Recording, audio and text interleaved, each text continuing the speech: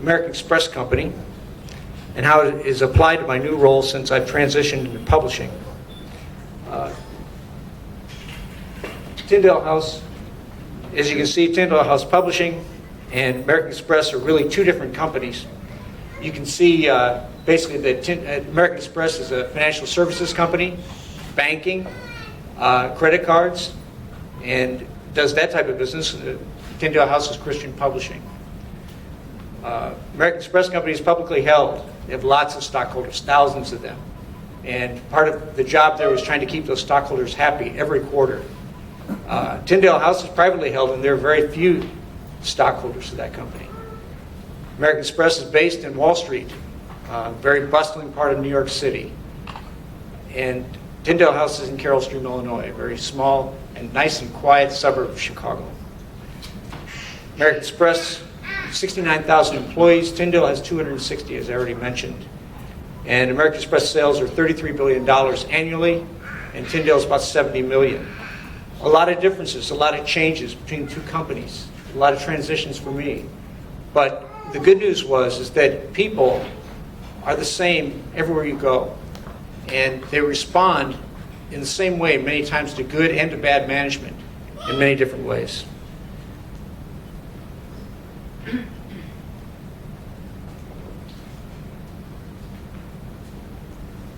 Okay. I'd like to talk to you about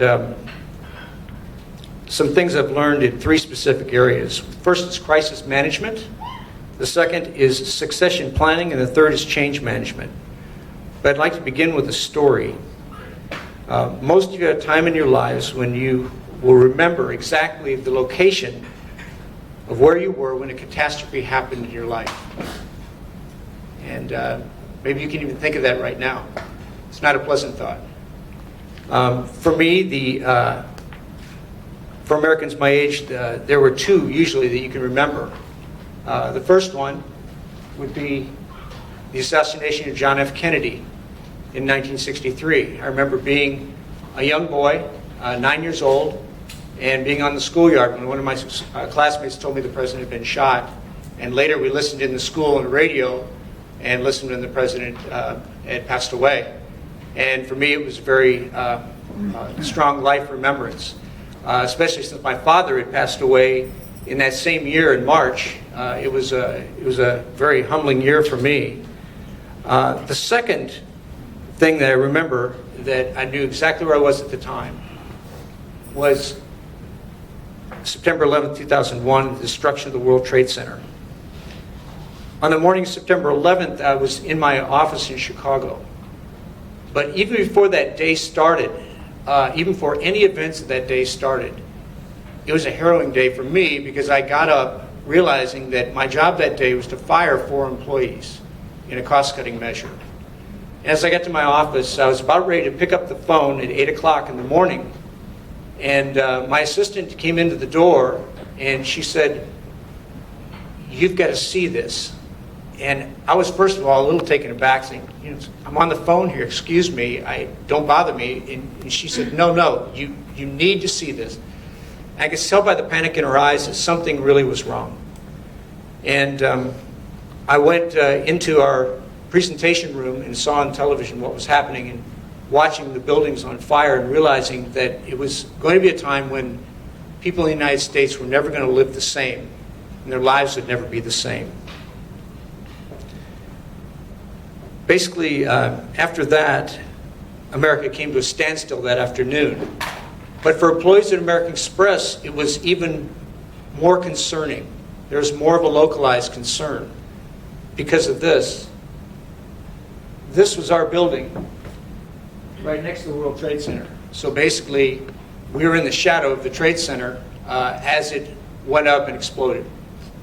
And that was a concern overall for us. As I watched the television coverage, I had feelings of disbelief. I had just been in the Trade Center a couple days before. We stay in that building on the right. It's the Vista Hotel. That's where we normally stayed when we were there. And we would cut through the World Trade Center in order to get to our headquarters building for our meetings. And I always made a joke. It was the tallest shortcut of anywhere in the world. And It was amazing. Ken Chenault was the brand new CEO of American Express at that time. He had the leadership and the ability to handle that crisis, but his ability to lead was tested immediately upon his new arrival as CEO. The headquarters building was pierced with falling girders. Our cafeteria, which is on the 40th floor of our building, was pierced by a girder from the 62nd floor. We later knew about that because of the engineering marks on the girder, but it cut through that building just like a stiletto, and it landed right in the middle of the building. So we realized that there needed to be immediate challenges. Everyone was evacuated safely out of our building. However, there were 4,600 people, employees that were at risk, and 11 were either lost or dead.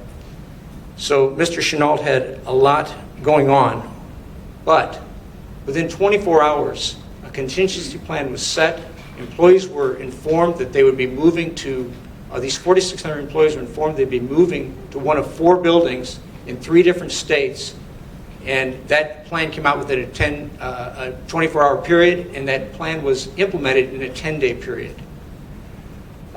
The building on the right that we watched melt down a little bit later in the day housed our email, and our email service went down that same day the buildings went down. And at the same point, our email was back up within 24 hours from our succession site somewhere else. The plan was working amazingly well. Mr. Chenault led the company, first of all, in the mourning of life, loss of life, and his concern was deep.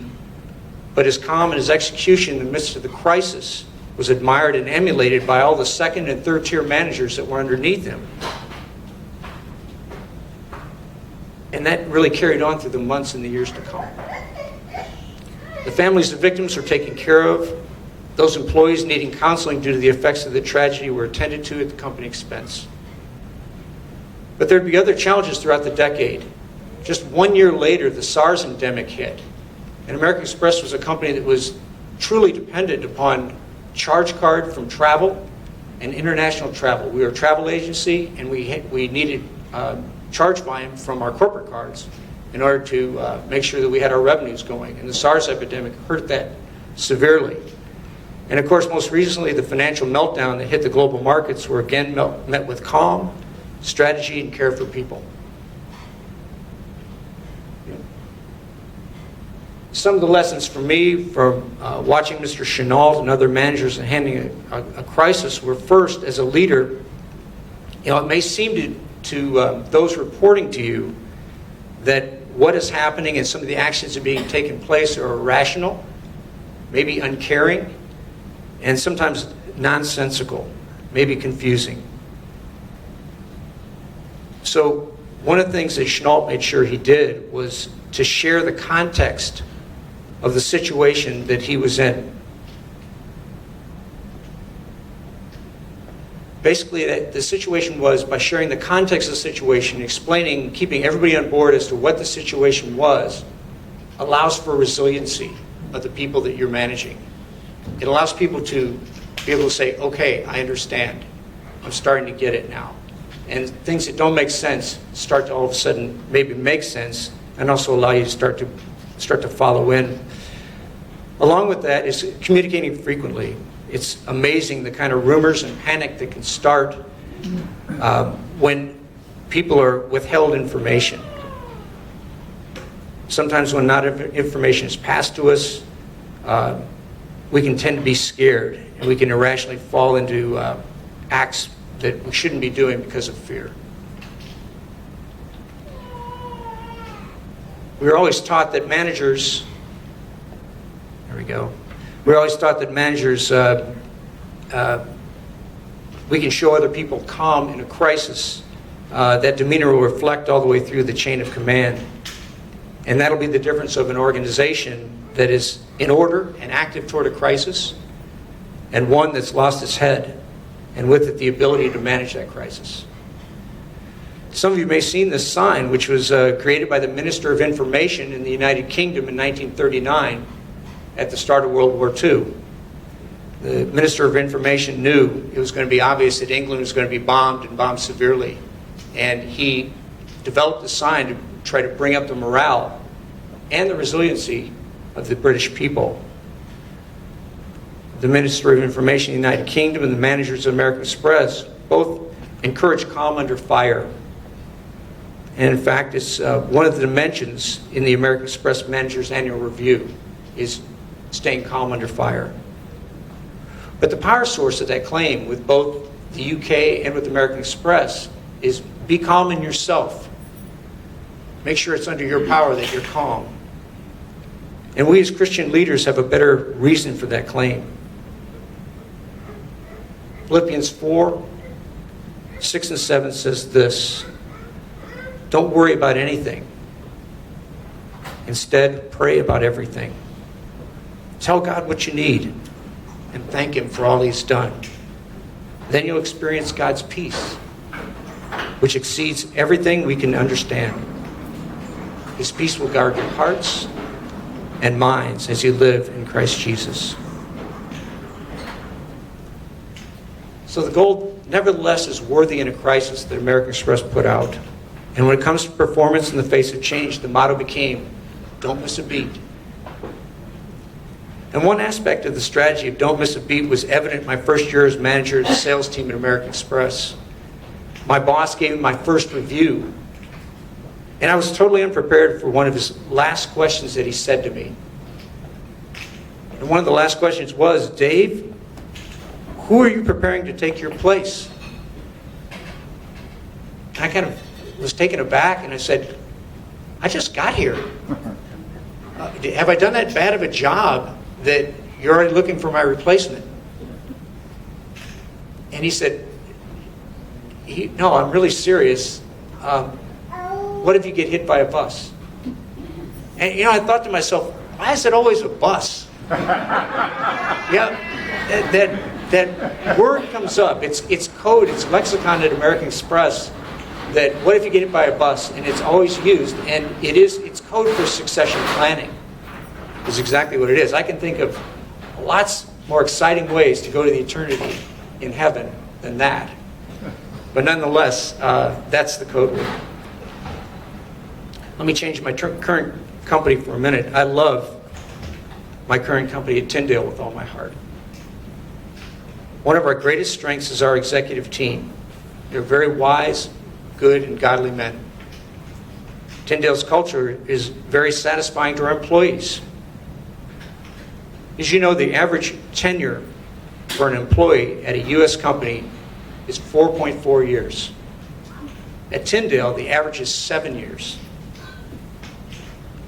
Now, the executive team, the average tenure with the executive team is 21 years. And that includes averaging me in as the new kid at 5 years. This is highly beneficial to both authors and agents of authors because they see Tyndale's experience and consistency in performance. But our strength is also possibly a weakness because we have many executives who potentially will be retiring simultaneously, which could leave a leadership gap if we are not prepared. The good news is that there still is time for us at Tyndale to develop succession strategies, and we have done that in some cases.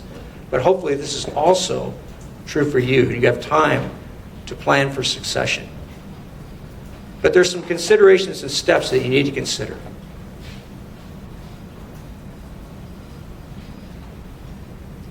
The first step is assessing the situation at your company. It'll take some time. For some companies, the time window is narrower than others. But what is your company culture? Who have you identified that has a profile that's raising in the company and is rising up? Over time, your observation of that person, that, as I call them, is successor candidate, their ability to handle on-the-job situations in a way that sustains your culture can be one of the most important factors to consider. Larger companies like American Express conduct management potential assessment sessions where high potential candidates were openly discussed, rated, ranked, and possibly placed into fast-track opportunities by a group of supervisors. In smaller companies, the process may be more informal, but it is healthier for the small company overall to still identify and share ideas on high potential candidates versus developing isolated pathways that are only focused on promoting through a single department. Obviously, placing all your efforts and confidence in one candidate is a high risk. Other departments may see the same potential that you do in your best and only candidate. High potential candidates are also prime targets for competition and for candidates' own entrepreneurial ventures. Make sure you have a backup plan, but better yet, maybe have two. Being a mentor to a potential successor is an investment. It takes time, but it's one that pays big dividends for your company. If the candidate is your direct report or in your department, the annual review process can be valuable as a mentoring tool. Has the successor candidate expressed an interest in potential advancement? In larger secular companies, that's a must. Basically, the word in secular companies is, hey, raise your hand, get your hand raised for it. With companies like Tyndale, it's a little bit more understated. As you get to know the candidate better, you'll discover skill gaps versus the job description on the position that you'd like that person to be a successor to. Business skills are certainly crucial to focus on, and you can write into the candidate's development plan in his review the necessary outside or internal training to add to their skill set toward the successor position. I try to give more authority when I can to succession candidates. It doesn't mean just delegating a task that has no responsibility for success or failure, nor that does it contain a role in decision making. There's a quote from Jeffrey Canada. He's the CEO of Harlem's Children's Zone, a New York educational nonprofit. And he said this: delegating tasks builds followers, but delegating authority builds leaders. As important as business skills are, I've known many candidates who were so very accomplished on the business side, but had no idea how to navigate the next level that they were aspiring to. Because these skills are usually specific to the culture of a company, many of these conversations are informal. I take two of the brightest young people at our company out to lunch at least once a month.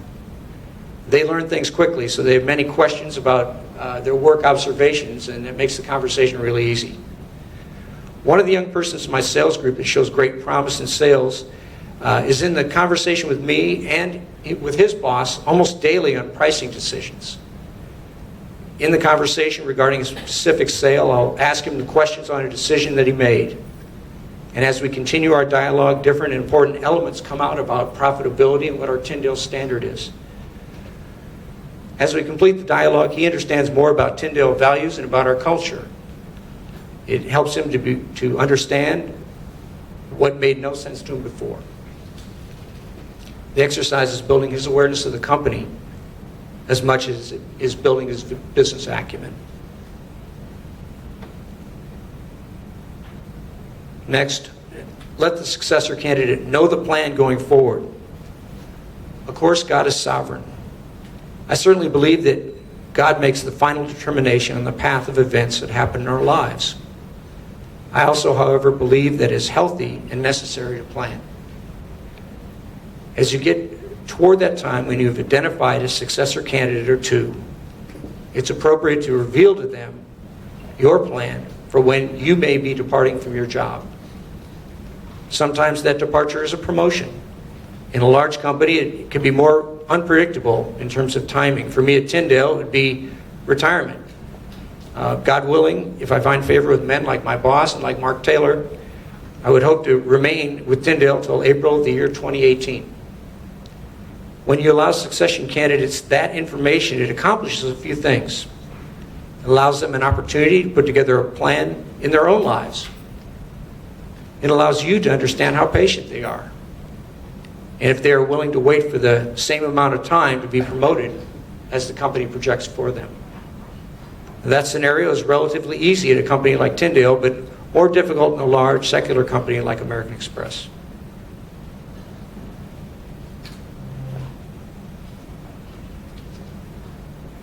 Finally, I desire in the next 5 years to make the pathway solid for my successor, doing the best that I can do to assure excellent internal support for the sales group, a good working relationship with other departments, and all major contracts and difficult negotiations completed. A successor's adjustment to a new role is challenging enough, and leaving the job to them with a stable, hopefully vibrant environment would be the best possible handoff. No one likes to receive a baton in a relay race from a person who is not in sync with them as they take on the next leg of the race. Here's a final word on succession planning.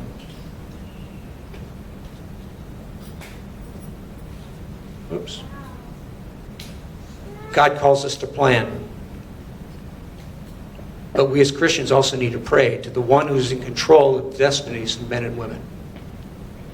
1 Chronicles 29, 11, 12 says this: Yours, O Lord, is the greatness, the power, the glory, the victory, and the majesty. Everything in the heavens and on earth is yours, O Lord, and this is your kingdom. We adore you as the one who is over all things. Wealth and honor come from you alone, for you rule over everything. Power and might are in your hand, and at your discretion people are made great and given strength. Our last topic to address is about change management. I've shown you enough disaster slides today, so instead of putting a picture of a burning oil rig up in the Gulf of Mexico in the United States, I opted for a cartoon. The caption reads, "What is the burning platform?" And the answer to that is it's business lexicon that emphasizes immediate and radical change due to dire circumstances. Our industry is rapidly changing in publishing.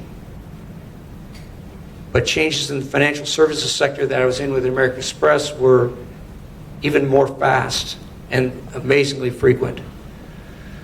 Though much of change management can be overly complex and unnecessary for a company the size of Tyndale, a few bullet points and observations from my previous experience at American Express and how they were recently used at an exercise that I did at Tyndale will hopefully be useful for you.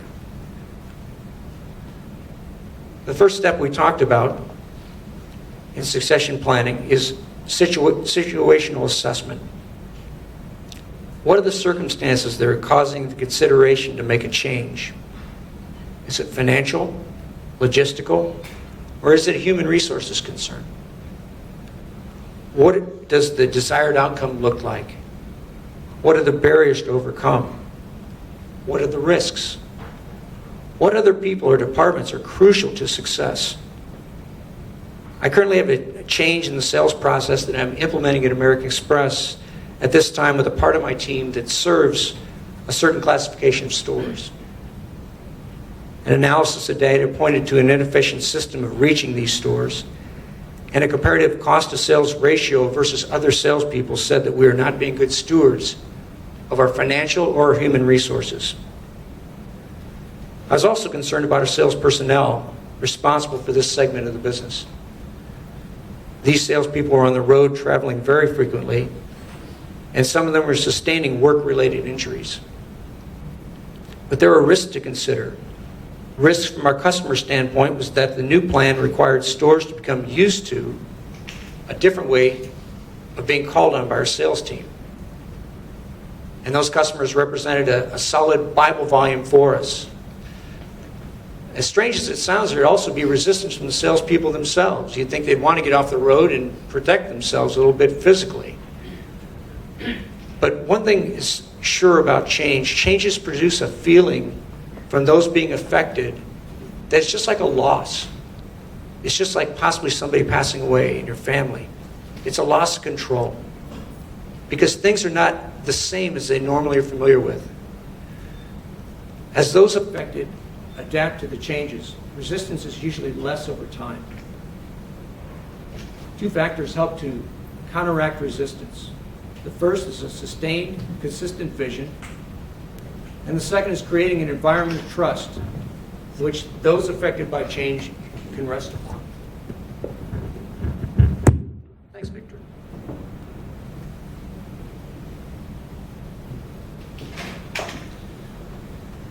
the vision that I will continue to communicate to those guys is a more efficient way to do business. That'll give our customers more frequent bursts of communication from our sales team and an opportunity for our sales team themselves to have a better work-life balance. I've been leading this part of the team directly for 1 year. I feel that I've managed them fairly and effectively, and I believe I've earned their trust, but time's going to tell. An important second factor in managing change is communication. Survey the process being changed and consider everyone who's going to be affected by that change. Then put a communication plan together that's anchored with clarity. During this change, I communicated directly with each member affected, had a face-to-face meeting with them, and allowed them to ask questions to vent their concerns. Each department within Tyndale, who were part of the process, was also notified through their senior managers. Finally, customers will be notified after adjustments are made to the initial plan. Make sure that you leave an appropriate lead time so that each stakeholder that will have an appropriate amount of time to respond to the change. It's better to over-communicate than not to communicate enough, especially communicating the advantages of the vision to those most affected by the change to keep their motivation high and moving forward.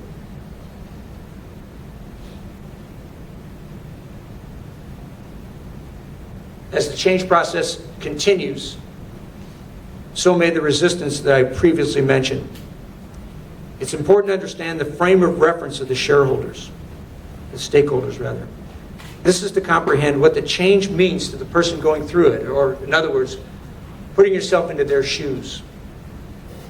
One person may consider a change to be a minor one through his frame of reference, but another person on the same team might consider it to be a very major change, depending on their frame of reference. It's important as the person driving the change to know which of the people on your team may perceive the change to be a major one. The best way to do that is to allow for multiple opportunities for discussion and venting of concerns with individuals and groups alike.